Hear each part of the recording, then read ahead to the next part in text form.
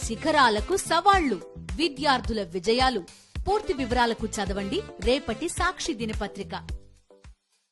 అబద్దాల ఆటంలో తన political boss Chandrababu నాయుడిని మించిపోయారు పవన్ కళ్యాణ్.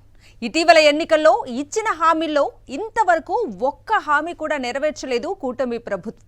అయితే పవన్ కళ్యాణ్ మాత్రం ఇచ్చిన హామీలన్నింటినీ ఇంచుమించుగా అమలు చేసేశామంటూ అబద్ధమాడారు. చంద్రబాబు నాయుడు వంటి దార్శనికుణ్ణి తాను ఎక్కడా చూడలేదన్న పవన్ కళ్యాణ్ కూటమి ప్రభుత్వం సంక్షేమానికి పెద్దపీట వేసిందని మరో అబద్ధం చెప్పారు. నలుగురు నవ్విపోతారన్న జంకు కూడా లేకుండా ఆయన అలా వేదికనెక్కి అబద్దాలపై అబద్దాలు చెప్పుకోవటం చూసి జనం విస్తుపోతున్నారు. తన రాజకీయ చరిత్రలో నిజం అన్నది తన డిక్షనరీలోనే లేకుండా జాగ్రత్త పడ్డారు చంద్రబాబు నాయుడు.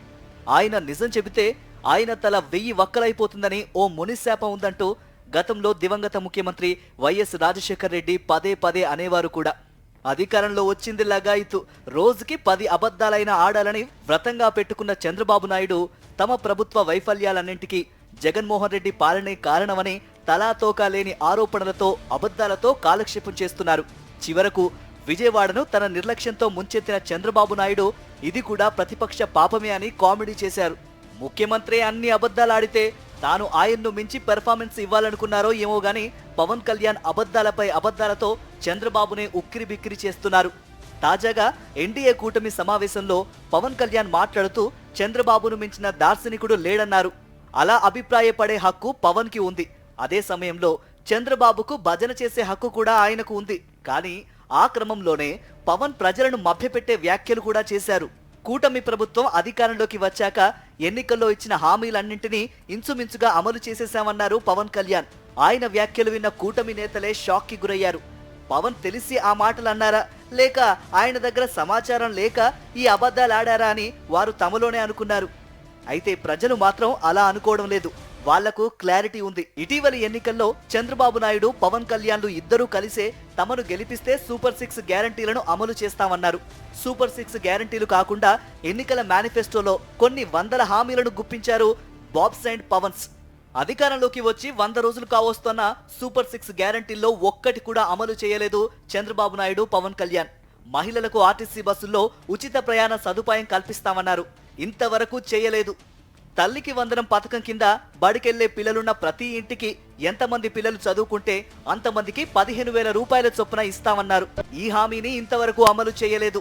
విద్యా సంవత్సరం మొదలై 3 నెలలు దాటినా దీని అతీగతి లేదు. విద్యామంత్రి లోకేష్ మాత్రం తల్లికి వందనం పథకాన్ని ఈ ఏడాది ఎగ్గొట్టేస్తామని నేరుగానే చెప్పేశారు. కూటమి ప్రభుత్వం వచ్చాక 20 లక్షల ఉద్యోగాలు ఇస్తామన్నారు. ఉద్యోగం ఇచ్చే వరకు నిరుద్యోగికి నెల 3,000 రూపాయల చొప్పున నిరుద్యోగ భృతి ఇస్తామన్నారు. అధికారంలోకి వచ్చి 4వ నెల అడుగు పెట్టినా ఇంతవరకు ఒక్క నిరుద్యోగికి దమ్మిడి ఇవ్వలేదు. ప్రతి మహిళకు నెల వారి ఖాతాలో 1,500 రూపాయలు జమ చేస్తామన్నారు. ఇంతవరకు ఈ హామీ అమలుకు ముహూర్తం కూడా పెట్టుకోలేదు.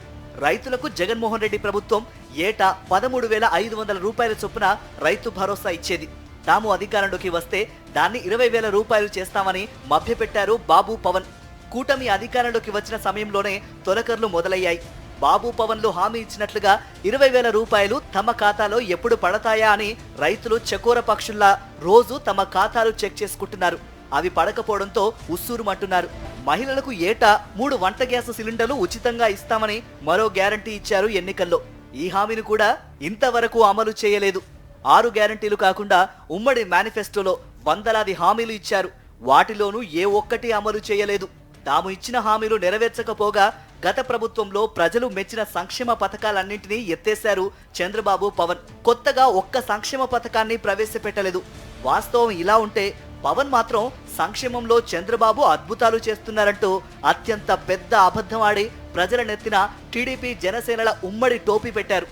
ఉప ముఖ్యమంత్రి హోదాలో ఉన్న నేతకు ప్రభుత్వంలో ఏం జరుగుతోందో, ఏ హామీలు అమలు చేశారో, ప్రజలకు ఎన్ని టోపీలు పెట్టారో, ఎన్ని టెంకి జల్లలు కొట్టారో తెలియకపోతే ఎలాగా అంటున్నారు మేధావులు. ప్రజలు మాత్రం సూపర్ 6 పథకాలు ఎప్పుడు అంటూ అడుగుతూనే ఉన్నారు.